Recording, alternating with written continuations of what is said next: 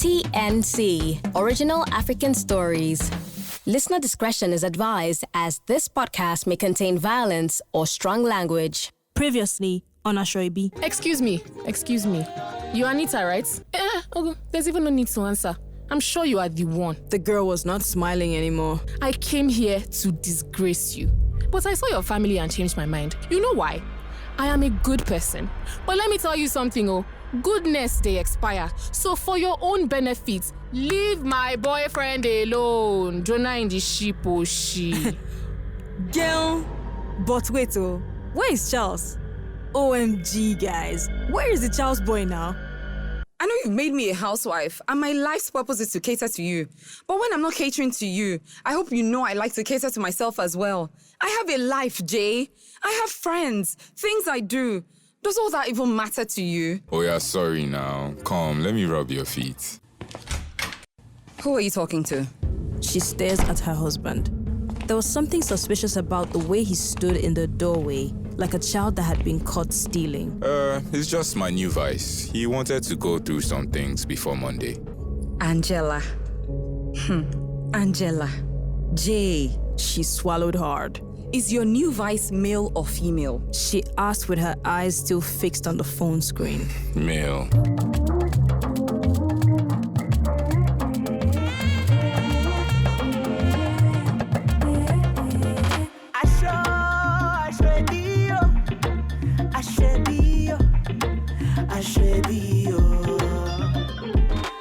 It had been exactly a week since Anita was humiliated in her family house. She still hasn't lived it down, but thick skin is just one of Anita's many thick assets. Ah yes.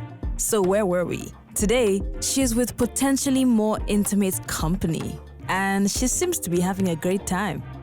The plastic smile Anita had managed to keep on for the last hour was starting to hurt her cheeks. But for her love of Thai food and the fact that she had only treated her stomach to an apple throughout the day, she would have ended the date after the starter. Also, there was the fact that she needed to be distracted from the hunger towards Charles that had built up all week. Somehow, he had managed to come up with a perfectly logical excuse for disappearing the week before without saying a word. But she knew Charles too well to believe him.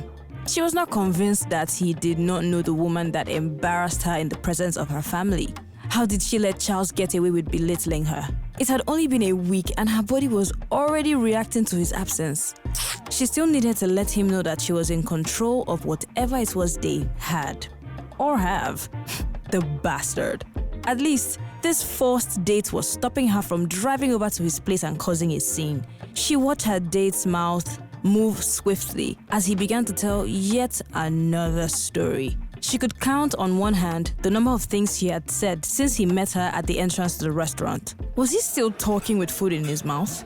She lowered her eyes and fixed her gaze on his mouth. Traveling, chilling, balling, like we club 360, you know what I'm saying? Like, we always having a mad time. Hello? I'm sorry, what did you say? Are you always so uptight, like, you sit like you have a rod up your back? She forced a smile and shoved the last bite of lava cake down her throat. His mouth continued to move. The only thing he had done right was pick her favorite place for this first date. Well, first and only date. She had put one foot off her high horse and decided to give him a chance despite his appalling language and spellings when he sent messages. At least he spoke properly. Shall I ask for the bill, dear? He asked as he wiped his mouth with the white napkin. She nodded. He touched her hand again, this time gripping lightly without breaking eye contact. What did he think he was doing? She desperately wanted to laugh at the serious look that was instantly spread across his face. The fact that he had to look at her did not help either. Why did Ebi now set me up with such a shorter man? He must be less than 5 feet tall. Where did Ebi find this munchkin? And why had she set her up with him? What had she done to offend her? Sure, he was cute and had that one cheek dimple going well for him. But a man so much shorter than her, the images of him having to stand on his stool just to reach her face made her cough several times to suppress the uproar of laughter begging to be released. He raised his hand to alert their waitress, and just then, the smell hit her. It came as a whiff and then disappeared.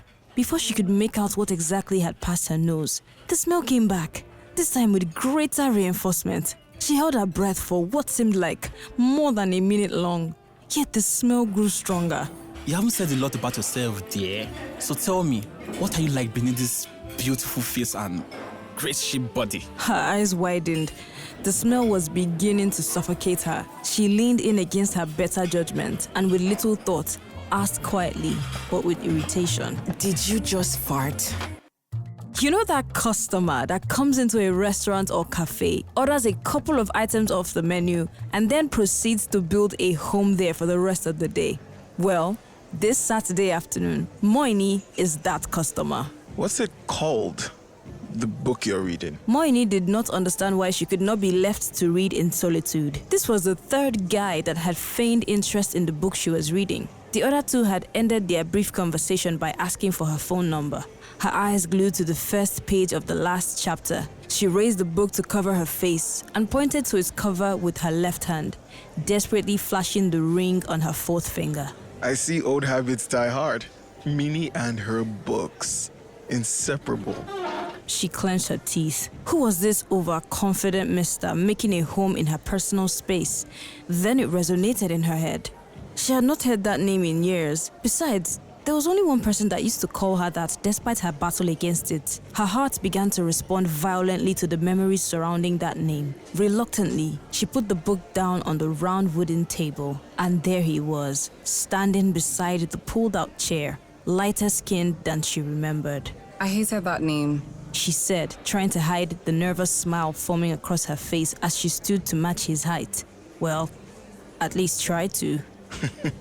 Would you have preferred, font size? He replied as he bent over to give her a hug.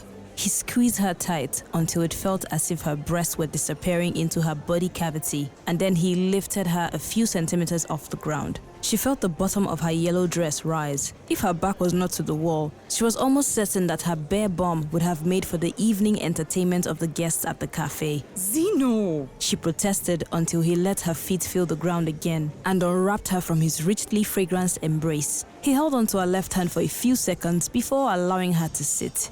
So, Miss Lulu Briggs, you really did get married? He said, taking her face in. It's good to see you too, Zeno. The glint in his eyes was starting to make her feel uncomfortable. He continued to stare at her face without saying a word.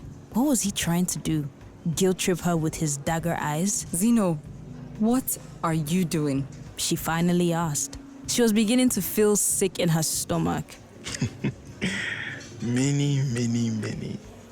I've missed this your face, he said as he stood up, allowing her to properly assess all 6 feet of him.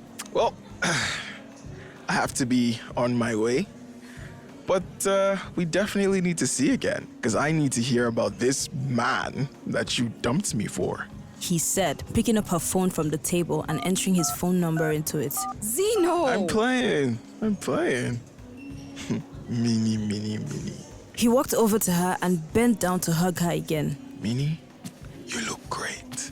Her eyes followed him as he made his way out of the open glass door. She was still staring at the exit when she saw a familiar face in the car park in the distance. Without looking away, she searched her bag with her hand and pulled out a pair of glasses. She put them on loosely and almost fell off her chair. She continued to watch as her husband wrapped the tall woman beside him in an embrace that was a second too long before he opened the door to let her into the back seat of his car. Hard as she tried, she could not make out the face of the woman. What the hell? Jayola Gbadibo. She placed her pair of glasses on the table and signaled the attention of the waiter. Her entire body was vibrating. She picked up her phone and dialed Jayola's number real quick. She watched the screen intently, adjusting her glasses around her nose bridge at successive intervals until... The person whom you're trying to reach is currently unavailable. Please leave a message after the beep. Her eyes were starting to well up.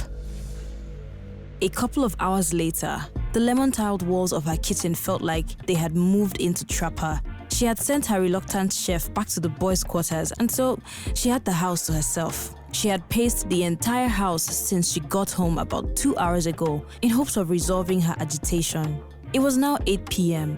and there was no sign of Jayola. She carried the last hand-painted ceramic bowl of chicken curry and placed it on the dining table with the long spread that covered the tablecloth. The food on the table could feed 12 people, and there would be enough left over to feed another 12. She was folding her apron when she heard the front door open. Her body started to vibrate again.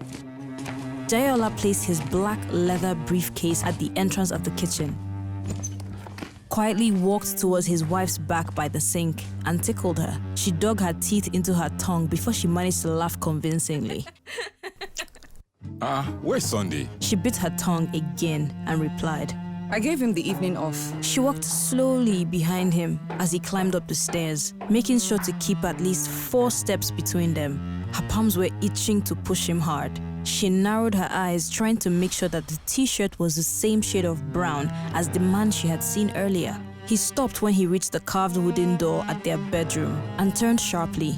Are you alright, sugar? She bit her lips this time and made a fist so tight that her nails felt like they were drilling a hole in her palm. She stared at him for almost a minute and smiled. I'm alright, Jay.